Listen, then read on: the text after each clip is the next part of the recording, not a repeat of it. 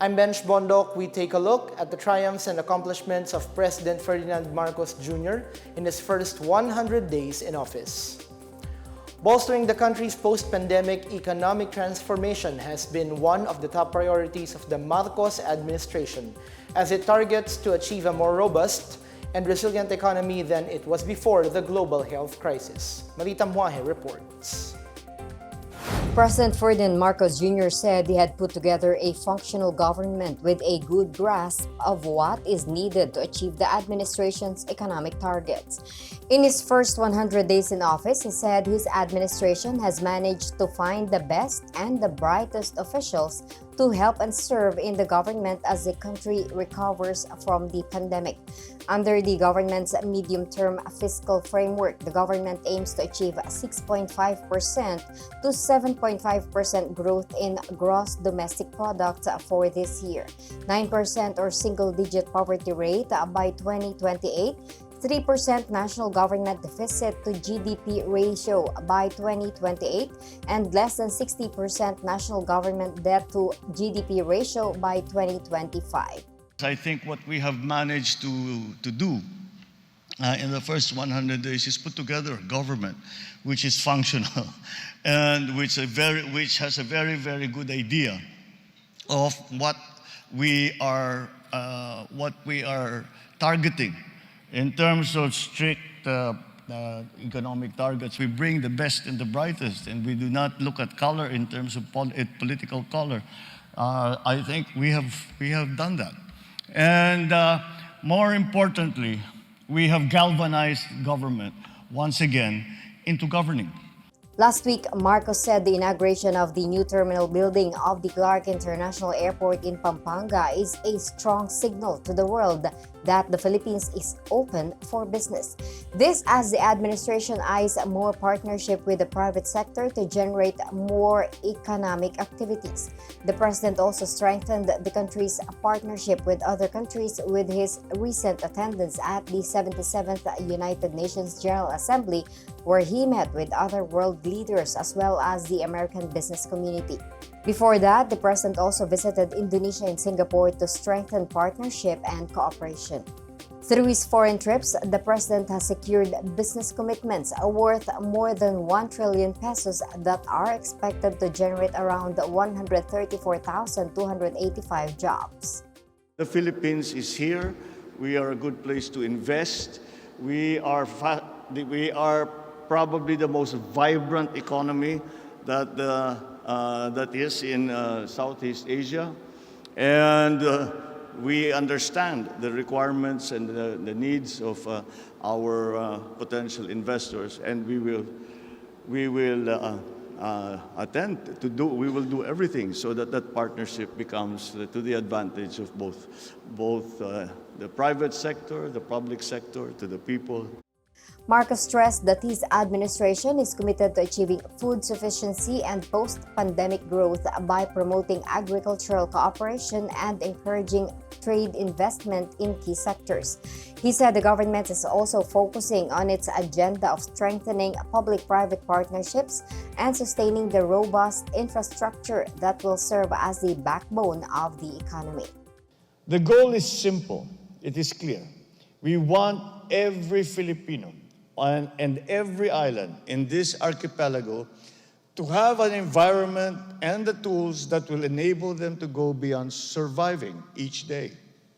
We want our people to dream, to develop their talents, to explore the beauty of the country and of the world, and most especially, lead meaningful lives and have in their heart a hope for the future. President Ferdinand Marcos Jr. has shown his resolve to improve the agricultural sector, from addressing the country's food issues to helping the productivity of farmers. Here's the report. President Ferdinand Marcos Jr. tapped into the potential of agriculture in pushing for the country's growth and employment. As the concurrent Agriculture Secretary, Marcos sought to stabilize food prices and address the gap in supply, especially in rice, sugar, and fertilizer. In his first State of the Nation address in July, Marcos sought to provide support for food producers in a bid to improve productivity. And for the long term, he envisioned an enhanced value chain system from pre to post-harvest, improved research and development of planting systems and the animal industry, as well as the mechanization and modernization of the sector, among others. One of the main drivers of our push for growth and employment will be in the agricultural sector. With regard to food supply, we are confronted by a two-pronged problem, that which will hit us in the short term and that which will hit us in the long term. Tayo ay nahaharap sa mga problemang kagyat nating mararamdaman at mga hamong pangmatagalan. Ang mga suliraning agarang mararamdaman ng ating mga kababayan ay ang posibilidad ng tuloy-tuloy na pagsipa ng presyo ng pagkain at kakulangan sa supply ng ating pagkain. At the opening rites of the AgriLink FoodLink AquaLink Trade Fair 2022 at the World Trade Center in Pasay City, Marcos sought to accelerate efforts to improve the agriculture sector and make it an economic driver. He pledged to take all initiatives that would help transform the Philippines as a leading agricultural resource hub in the world. Marcos reiterated his plan to pursue partnerships for the development of the agriculture sector and to assist and alleviate the plight of farmers, fisherfolks, and livestock farmers and breeders as the country rises from the effects of the pandemic. Marcos said the government has provided inputs such as seeds, fertilizers, machinery, equipment, facilities, as well as fingerlings and livestock to help producers. Other forms of assistance were expanded irrigation projects, fuel discounts, a quick response fund in case of disaster, and logistical support for cooperatives. The government has so far released 1.54 billion, benefiting more than 17 million farmers and fisherfolk. The strengthening of all our services that we give to our people in terms of food production, in terms of food supply, and our efforts to keep all our food products, all our agricultural commodities at a price that ordinary citizens can afford. With our energies and resources combined, I am confident that we will not only achieve our goal of feeding the Filipino people, but also achieve our dream of making the Philippines a leading agricultural resource hub in the region and the world. Huwag natin pong kalimutan ang ating pangarap para sa ating mga minamahal na kababayan. Sana wala nang gutom na Pilipino. The early days of President Ferdinand Marcos Jr. in office saw the fruition of holistic and painstaking efforts to achieve a wave of lasting peace in the country. The details from William Theo. The Office of the Presidential Advisor on Peace, Reconciliation and Unity, or OPAPRU, said major milestones in the Bangsamoro peace process were achieved in the early months of the Marcos administration. OPAPRU Chief Secretary Carlito Galvez Jr. said Marcos demonstrated his resolve to move forward with the Bangsamoro peace process through the appointment of the 80-member Bangsamoro Transition Authority, or BTA. The BTA consists of representatives from the Moro National Liberation Front, the Semi-Jikiri groups, and the sons and daughters of top Moro Islamic Liberation Front leaders. Marcos's presence at the BTA inauguration sent a clear and strong signal that his administration is firm and determined to complete the implementation of all signed Bangsamoro peace agreements. Through the Department of Budget and Management, the government has allocated 74.4 billion pesos for the Bangsamoro region fiscal year 2023. So we push for socio-economic development, interventions to promote peace and development in areas affected by decades of conflict.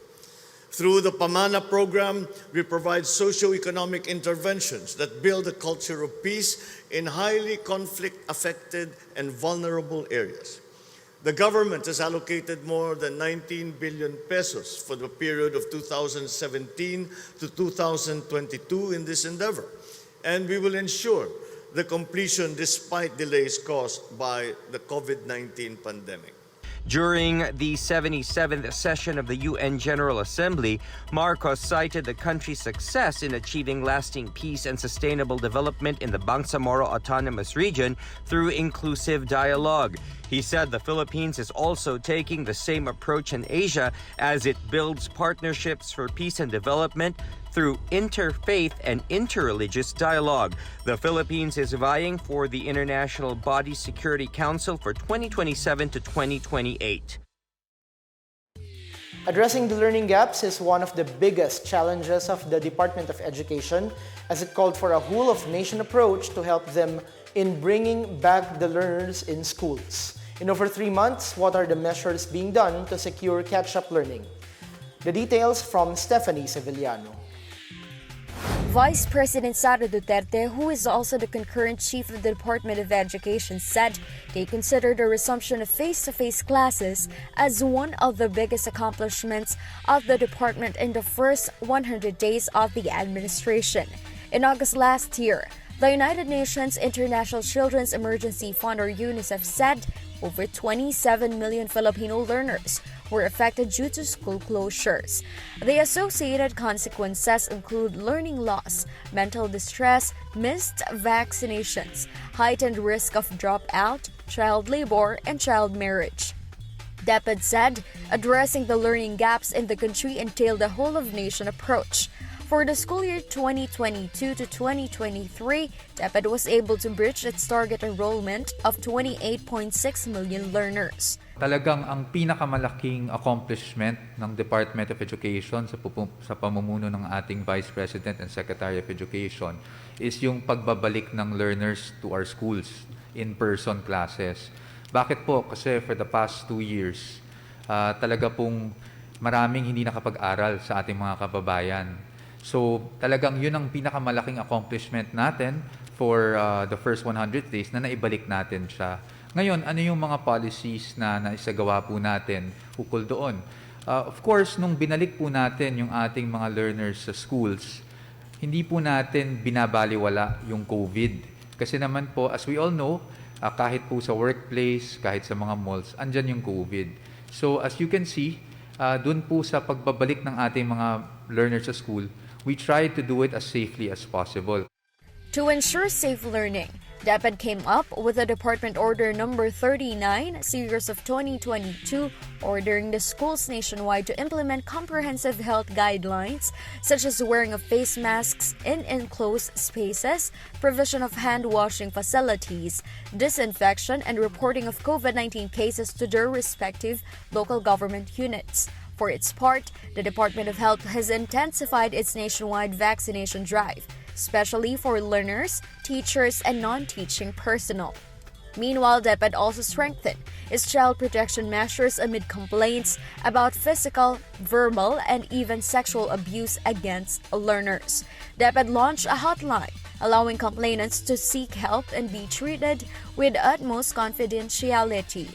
DepEd also proposed the use of confidential fund, which shall be used for surveillance. The DepEd said a confidential fund has a legal basis, and it aims to post projects to be targeted, as it helps ensure safety and security of learners. In 100 days, President Ferdinand Bongbong Marcos Jr. posted numerous accomplishments here and abroad as he pursued his agenda to boost the country's post-pandemic economy. But do Filipinos think Marcos has accomplished a lot to win their trust, or does the president still have more to prove? Let's see what people think of President Marcos's first 100 days in this edition of Boses ng Masa.